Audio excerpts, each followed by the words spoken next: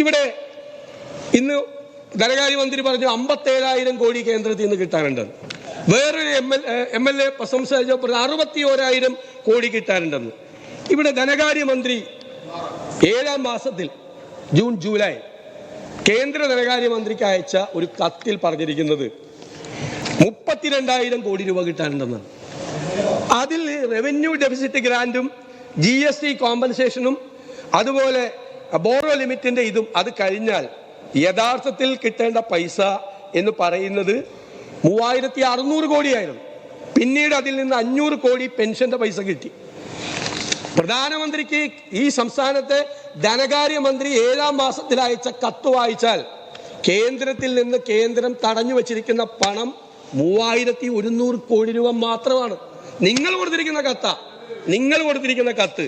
2, മുൻ ധനകാര്യമന്ത്രി ഈ നവംബർ 28-ാം തീയതി തോമസ് ഐസക് ഫേസ്ബുക്കിൽ ഒരു പോസ്റ്റ് ഇട്ടു. അതിൽ കുറെ കാര്യങ്ങൾ പറഞ്ഞിട്ടുണ്ട്. കേന്ദ്രം ഇങ്ങനെ തടഞ്ഞു വെച്ചിരിക്കുന്നു. എത്ര ഐറ്റമാണ്? എല്ലാ ഐറ്റവും കഴിഞ്ഞ് അദ്ദേഹം പറയുന്നത് 5,132 കോടി രൂപയാണ് കേന്ദ്രം തടഞ്ഞു വെച്ചിരിക്കുന്നതെന്നാണ് പറഞ്ഞിരിക്കുന്നത്. അതിൽ ഇപ്പോൾ കുറച്ച് പൈസ കിട്ടി. എന്നാൽ അതും കണക്കാക്കാം. ഒരാൾ 7-ാം മാസത്തിൽ 3,100 കോടി പറയുന്നു. രണ്ടാമത്തെ ആൾ മുൻ ധനകാര്യമന്ത്രി 5,100 കോടി പറയുന്നു. ഇവിടെ വന്നിട്ട് 57,000 കോടി 61,000 കോടി എന്ന് പറയും. ഏത് കണക്കാണെന്ന് പറഞ്ഞാൽ വളരെ നന്നായിരുന്നു. പിന്നെ GST കോമ്പൻസേഷൻ GST ആക്ടിന്റെ അകത്ത് 5 കൊല്ലത്തേക്കാണ് കൊടുക്കുന്നത്. 5 കൊല്ലത്തേക്ക് ആണല്ലോ. 5 കൊല്ലം മേടിച്ചല്ലോ നമ്മൾ. 5 കൊല്ലം നമ്മൾ വാങ്ങിച്ചു. കാരണം നമുക്ക് റവന്യൂ ന്യൂട്രൽ റേറ്റ് എന്ന് പറയുന്നത് 14% ആണ്. അതായത് ഒരു സംസ്ഥാനത്തിന് 14% നികുതി വർധനവ് വളർച്ച ഇല്ലെങ്കിൽ കോമ്പൻസേഷൻ കിട്ടും. ബിലോ 14 ആണെങ്കിൽ കിട്ടും. 5 കൊല്ലം നമുക്ക് കോമ്പൻസേഷൻ കിട്ടി. ഇപ്പം നമ്മൾ പറയുന്നത് കോവിഡൊക്കെ ആയതുകൊണ്ട് നമ്മളൊന്ന് എക്സ്റ്റെൻഡ് ചെയ്യണമെന്നാണ് നമ്മൾ പറയുന്നത്. ഇപ്പം മുഖ്യമന്ത്രി എനിക്ക് അയച്ച കത്തിൽ പറഞ്ഞിരിക്കുന്നത് 2021, 22, 23 സാമ്പത്തിക വർഷങ്ങളിൽ 20%-ലധികം വളർച്ചാ നിരക്ക് കൈവരിച്ചിട്ടുണ്ടെന്ന GST വളർച്ചാ നിരക്ക്. അപ്പം 20% നിങ്ങൾ വളർച്ചാ നിരക്ക് കൈവരിച്ചിട്ടുണ്ടെന്ന് വാദത്തിന് സമ്മതിച്ചാൽ GST കോമ്പൻസേഷൻ ഇന്ത്യയിൽ കേന്ദ്ര ഗവൺമെന്റ് വർദ്ധിപ്പിച്ച നമുക്ക് കിട്ടില്ലല്ലോ കേരളത്തിന്. ഇത് എന്ത് കണക്കാണ് നിങ്ങൾ ഈ പറയുന്നത്? റവന്യൂ ന്യൂട്രൽ റേറ്റ് 14% ആണ്. 14%-ന്റെ താഴെയാണ് ഗ്രോത്ത് എങ്കിൽ മാത്രമാണ് കോമ്പൻസേഷൻ കിട്ടുന്നത്. ഇവിടെ 20% ഉണ്ടെന്ന് മുഖ്യമന്ത്രിയും പറയുന്നു, ധനകാര്യമന്ത്രിയും പറയുന്നു. ഈ 20% എങ്ങനെ ഉണ്ടായെന്നറിയാമോ?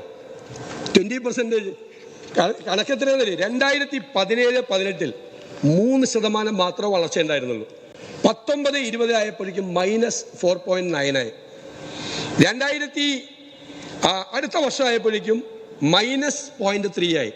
അപ്പം -4.9 -0.3. അതിൽ നിന്ന് കോവിഡ് കഴിഞ്ഞപ്പോൾ 21, 22, 23 അതിൽ നിന്നുണ്ടായ വർധനവാണ്. അത് വലിയ ഗ്രോത്താണ്. കേരളത്തിന് കിട്ടേണ്ട ഗ്രോത്താണത്. നോർമൽ പീരീഡിൽ കേരളത്തിന് 30% ഗ്രോത്ത് GSTയിൽ നിന്ന് കിട്ടേണ്ടതാണ്. ഇത് -4-ൽ നിന്നാണ് ഈ ഗ്രോത്ത് ഈ കണക്ക് പറയുമ്പോൾ കണക്കിനൊരു കളിയുണ്ടല്ലോ. കണക്കിലൊരു കളിയുണ്ട്. -4-ൽ നിന്ന് 20 ആക്കിയിട്ട് അത് അവകാശപ്പെടുക. നമ്മൾ 20 കിട്ടിയിട്ടുണ്ട്, നമുക്ക് ടാക്സ് നമ്മൾ കിട്ടിയിട്ടുണ്ടെന്ന്. നിങ്ങളെ പറയുകയാണ്. നിങ്ങളുടെ ടാക്സ് അഡ്മിനിസ്ട്രേഷൻ ഇപ്പോൾ ഒരു അവകാശവാദം കൂടി ഞാൻ പൊളിച്ചു തരാം. ഈ GSTയുടെ റിപ്പോർട്ട് ഉണ്ടല്ലോ, GST റിപ്പോർട്ട്. ആ GST റിപ്പോർട്ടിൽ വളരെ കൃത്യമായിട്ട് പറഞ്ഞിരിക്കുന്നുണ്ട്, ഈ വർഷം ഈ കറണ്ട് ഇയർ ഡിസംബർ 31 വരെ നമ്മുടെ വളർച്ചാ ശതമാനം എത്രയാണെന്നറിയാമോ? 12%. രാവിലെ ധനകാര്യമന്ത്രി പറഞ്ഞു കേരളത്തിലെ കുറിച്ച് പഠിക്കാൻ വേണ്ടിയിട്ട് എവിടെ നിന്നാണ് വരുന്നത്? ഹരിയാനയിൽ നിന്ന്, വേറെ സംസ്ഥാനത്ത് നിന്ന്. ഹരിയാനയിലെ ഗ്രോത്ത് എത്രയെന്നറിയാം? 22%. ഹരിയാന, തമിഴ്നാടിന് 19% ഡിസംബർ 31 വരെയുള്ള GST ഗ്രോത്താണ്. കേരളത്തിന് 12% GST ഗ്രോത്താ. ഒരു യാഥാർത്ഥ്യം നിങ്ങൾ മനസ്സിലാക്കുക. നിങ്ങൾ വാറ്റിൽ നിന്നും GSTയിലേക്ക് മാറിയപ്പോൾ we have been demanding for the last 5 years നിങ്ങൾ GSTയുടെ ടാക്സ് അഡ്മിനിസ്ട്രേഷൻ സ്ട്രക്ചർ നിങ്ങൾ മാറ്റണം. നിങ്ങൾ മാറ്റിയോ? നിങ്ങളിപ്പോൾ പറയുന്നത് ഇന്ത്യ മുഴുവൻ മാതൃകയാണ്. ഇന്ത്യ മുഴുവൻ മാതൃകയായ ടാക്സ് അഡ്മിനിസ്ട്രേഷൻ സിസ്റ്റത്തിലാണോ നിങ്ങൾ ഡിസംബർ 31 വരെ 12% ഗ്രോത്ത് ഉണ്ടാക്കിയത്? ബാക്കിയുള്ള അയൽ സംസ്ഥാനങ്ങളിലൊക്കെ നമ്മളെക്കാൾ വളരെ കൂടുതലാണ്. അതാണോ കേരളത്തിന്റെ മോഡൽ? 1000-ഓളം പേര് GST വകുപ്പിൽ വെറുതെ ഇരിക്കുക, സിറ്റിംഗ് ഐഡിൽ, ഒരു പണിയില്ലാതെ. ഇതാണോ നിങ്ങളുടെ റീസ്ട്രക്ചറിങ്? മുഖ്യമന്ത്രിയോട് ഞാൻ പറയാം, ഇതില്ല, നമ്മുടെ ചെക്ക് പോസ്റ്റ് ഇല്ല, ക്യാമറ ഒന്നും വർക്ക് ചെയ്യുന്നില്ല, ഇന്റലിജൻസ് ഫെയിൽ ചെയ്തു, ഒരു സർവൈലൻസ് എന്ന് പറയുന്ന പരിപാടിയില്ല.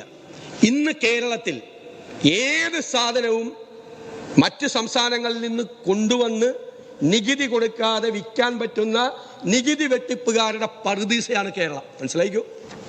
രാവിലെ മന്ത്രി പറഞ്ഞു കുറേയൊക്കെ വരുന്നുണ്ട്, കുറേ അല്ല വരുന്നത്, ഭീകരമായിട്ടാണ് കേരളത്തിൽ നികുതി വെട്ടിപ്പ് നടക്കുന്നത്. ഒരാളുമില്ല അന്വേഷിക്കാൻ, ഒരാളുമില്ല അന്വേഷിക്കാൻ. നിങ്ങൾ ഒരു കാര്യം കൂടി മനസ്സിലാക്കിക്കോ, ഈ നികുതി വെട്ടിപ്പ് പുറത്ത് ബ്ലാക്ക് ബിസിനസ് നടക്കുമ്പോൾ വേറെ കുറെ പേര് കട തുറന്നിരിക്കുന്നുണ്ട്, വാടക കൊടുത്ത്, ഇലക്ട്രിസിറ്റി ചാർജ് കൊടുത്ത്, വെള്ളത്തിന്റെ പൈസ കൊടുത്ത് ആളുകളെ ജോലിക്ക് വെച്ചുള്ള ജെനുവിൻ ടാക്സ് പെയർ ഇരിക്കുന്നുണ്ട്. അവന്റെ ഷട്ടറും കൂടി നിങ്ങൾ ഇടിക്കും. ഈ ബ്ലാക്ക് ബിസിനസ് കേരളത്തിൽ നടക്കുമ്പോൾ ജെനുവിനായിട്ടുള്ള കച്ചവടക്കാരന്റെ കട പൂട്ടിപ്പും. അവനാണ് നമുക്ക് ടാക്സ് തരുന്ന നികുതിദായകൻ, നമ്മുടെ ശത്രുവല്ല, നമ്മുടെ മിത്രം. ആ നികുതിദായകന്മാരെല്ലാം വിഷമിക്കുകയാണ് കേരളത്തിൽ. നിങ്ങൾ ഈ 18-28% മെറ്റീരിയൽസ് കേരളത്തിൽ കൊണ്ടുവന്ന് വിൽക്കുവാണ്. B2B ബിസിനസ്, അതായത് അവിടെ നിന്ന് കച്ചവടക്കാർ വാങ്ങിച്ച് ഇവിടെ കൊണ്ടുവന്ന് കച്ചവടം ചെയ്യുന്നു.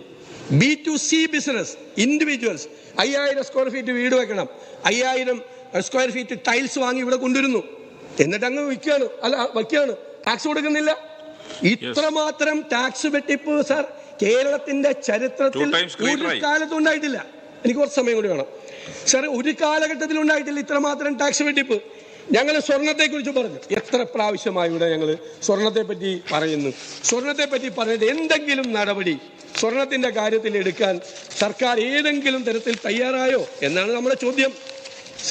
സർക്കാർ ഇപ്പോ കിട്ടിക്കൊണ്ടിരിക്കുന്നത് എന്താണ്? 2017 നമ്മുടെ വാറ്റ് നിയമത്തിന്റെ കാലത്ത് 629 കോടി ഉണ്ടായിരുന്നു ലാസ്റ്റ് 2016-17. അത് കഴിഞ്ഞിട്ട് നമ്മൾ ഇതിലേക്ക് മാറിക്കഴിഞ്ഞപ്പോൾ നമുക്ക് കിട്ടുന്നത് 560.91 കോടിയാണ് കിട്ടിയിരിക്കുന്നത്. നിങ്ങൾ 2017 സ്വർണത്തിന്റെ 1 ഗ്രാമിന്റെ വില 2750 രൂപ ഉണ്ടായിരുന്നുള്ളൂ 17. ഇപ്പൊ എത്രയെന്നറിയോ? 5500 രൂപയാണ്. ഇരട്ടിയായി. അപ്പൊ ടാക്സ് ഇരട്ടിയാവണ്ടേ? നിങ്ങൾ 2000 കാലഘട്ടത്തിൽ സ്വർണത്തിന് 1 ഗ്രാമിന് 500 രൂപയുള്ളു, ഇപ്പൊ 5500 രൂപയാണ് 1 ഗ്രാമിന്.